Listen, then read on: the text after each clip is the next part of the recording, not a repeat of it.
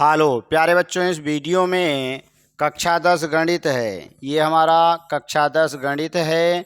NCERT book है। प्रश्नावली आपका 14.1 सांख्यिकी के बारे में इसमें अध्ययन हम करेंगे।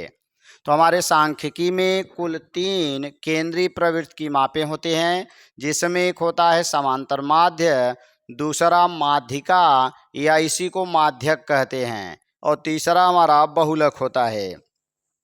तो बारी बारी से इनको हम देखेंगे। सबसे पहले हम देखेंगे कि समांतर माध्य क्या होता है।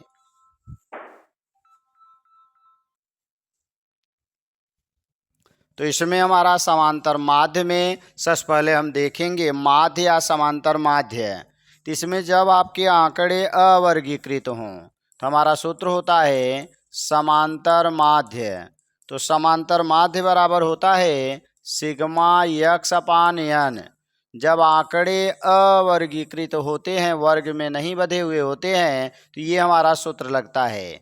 जैसे एक संख्या मान लीजिए आपकी दे दी जाए। संख्या आपकी है 2, 3, 5, 8, 11।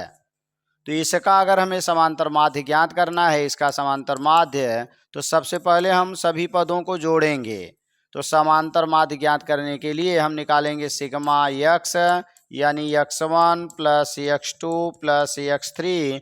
जितने पद रहेंगे उनको हम जोड़ लेंगे, अर्थात हमारा सूत्र x1 plus x2 plus dot dot plus xn अपान n होता है। तो यहाँ पर एक मान दिया है 2 प्लस 3 प्लस 5 प्लस 8 प्लस 11। तो 3 2 5 5 10 8 18 1 19 10 29 बन गया। पदों की संख्या निकालेंगे तो 1 2 3 4 5 है, तो यहाँ हम 5 लिख देंगे। अब इसका समांतर माध्य ज्ञात करेंगे तो हमारा बन जाएगा समांतर माध्य एक्स बार बराबर सिग्मा यक्स अपान एन होगा। तो यहाँ मिल गया 29/5 और हमने भाग दे दिया। 5 पचे 25, 4 बच गया, तो दशमलव लगा के 0 हमने लिख लिया। और 5 का भाग देंगे 40 में, 5 अट्ठे 40, तो हमारा आंसर 5.8 आ जाएगा। ये तो हो गया जब आंकड़े अवर्गीकृत हों। लेकिन जब आंकड़े वर्गीकृत होते हैं तब उसके लिए हमारा जो सूत्र होता है वह समांतर माध्य बराबर सिग्मा एफ एक्स अपान एन होता है। यानी इसमें हमें बारंबारता चाहिए और माध्य चाहिए, दोनों का गुणा करेंगे। और आंकड़े जब वर्गीकृत होते हैं तो एक्स बार बराबर सिग्मा एफ एक्स अपान एन हो जाता है। आइए अब इसको हम इस प्रश्न के माध्यम से समझते हैं। हमारा प्रश्न क्या दिया है? क्वेश्चन नंबर 1 है, विद्यार्थियों के एक समूह द्वारा अपने पर्यावरण संचेतना अभियान के अंतर्गत एक सर्वेक्षण किया गया, जिसमें उन्होंने एक मोहल्ले के 20 घरों में लगे हुए पौधों से संबंधित निम्नलिखित आंकड़े एकत्र किए। प्रति घर माध्य और पौधों की संख्या ज्ञात कीजिए। इस कहानी से आपसे मतलब नहीं है विशेष है यहाँ पर एक पौधों की संख्या और दूसरा घरों की संख्या दिया गया है। तो जिसमें ये दिया गया है ये वर्ग अंतराल हो जाएगा, दूसरा हमारा बारंबारता बनेगा। तो यहाँ पर हम एक और चार्ट बनाएंगे, हमें मिलेगा क्या? वर्ग अंतराल। हम लिखेंगे हल में हमारा पहला मिला वर्ग अंतराल, दूसरे में मिलेगा हमें बारंबारता, तीसरा हमारा जो मान है आगे आएगा वो बनेगा माध्य। फिर उसके बाद माध्य कहिए या इसी को हम कहते हैं मध्यमान, और अगला हमारा एफ एक्स होता है। तो ये हमारा एफ बनता है, ये एक्स बनता है, दोनों का गुणा करके यहाँ लिखा जाता है।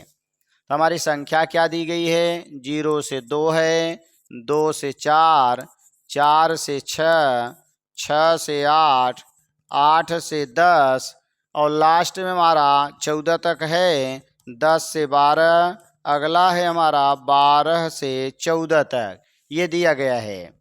अब यहाँ पर आ जाएंगे 1 2 1 5, 1 2 1 5, फिर अगला मिलेगा 6 2 3, 6 2 3। इसमें दोनों जोड़ के 2 का भाग दे देंगे तो 0 + 2/2 बराबर 1 हो जाएगा। फिर आगे आएंगे 4 2 6 में 2 का भाग दे देंगे तो 3 आएगा। 6 4 10 का आधा 5 होगा। 8 6 14 का 7 2 2 जोड़ेंगे तो मिलता जाएगा। 7 2 9 मिलेगा, 9 2 11 मिलेगा, 11 2 13 हो जाएगा। और दोनों जोड़ के 2 का भाग देंगे तो यही आएगा। अब इसका गुणा इसमें करेंगे तो 1 × 1 बराबर 1 होगा। फिर 2 × 3 बराबर 2 3 6 बन जाएगा। 1 पंजे 5 मिलेगा और 5 सते 35 मिल जाएगा। 6 9 54 होगा और 2 11 में 22 बन जाएगा। 13 3 39 होगा। इसको जोड़ेंगे तो ये n मिलेगा। तो यहाँ मिला 3 2 5 5 10 6 16 1 17 18 19 1 20 बन गया।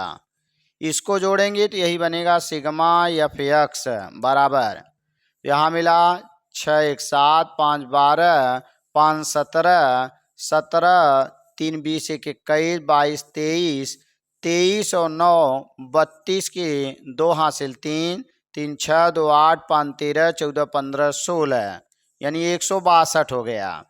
अब हमें क्या करना है, दोनों मान मिल चुके हैं। अब हमारा जो सूत्र था समांतर माध्य का, तो हमें मिला समांतर माध्य या इसी को माध्य कहते हैं और इसे x बार से लिखा जाता है। तो ये बराबर बना सिग्मा f(x)/n। सिग्मा f(x) का मान 162 हो गया और n का मान यहाँ से आ जाएंगे तो 20 मिल जाएगा। अब यहाँ पर हम 2 दहा में 20 2 8 16 2 1 2 बना, 1 लिख के 0 है तो 1 अंक पर दशमलव लगेगा तो 8.1 और यही आपका आंसर बन जाएगा। तो ये रहा आपका समांतर माध्य। तो समांतर माध्य या माध्य निकालने के लिए अगर आप वर्गीकृत हैं, वर्ग में बटे हुए हैं, तो इस तरह से इस सूत्र के द्वारा आप समांतर माध्य ज्ञात कर सकते हैं। सबसे पहले वर्ग अंतराल दिया रहेगा, बारंबारता दिया रहेगा। वर्ग अंतराल के दोनों मानों को जोड़कर 2 का भाग देकर हम मध्यमान निकालेंगे तो हमें x का मान मिल जाएगा, f का मान दिया है, दोनों का गुणा करेंगे और गुणा करने के बाद जो आएगा उसी को जोड़ लेंगे, सिग्मा f(x) बन जाएगा। और जो बारंबारता दिया रहेगा उसको जोड़ेंगे तो n मिलेगा और सिग्मा f(x)/n करके इस तरह से हम इसका मान ज्ञात कर सकते हैं। तो थैंक्स फॉर वाचिंग। इस तरह के वीडियो को देखने के लिए चैनल को सब्सक्राइब करें, वीडियो को लाइक करें और इसके साथ साथ आपके चैनल में अनसॉल्व पेपर का एक तरफ से 2024 से अनसॉल्व पेपर सेट नंबर 1 से लेकर 6 तक, उसके बाद 2023 का आपका सब सेट डाला गया है, उसे आप चैनल में जा कर के देख सकते हैं और ज़्यादा से ज़्यादा नंबर को आप ले आ सकते हैं। Thanks for watching.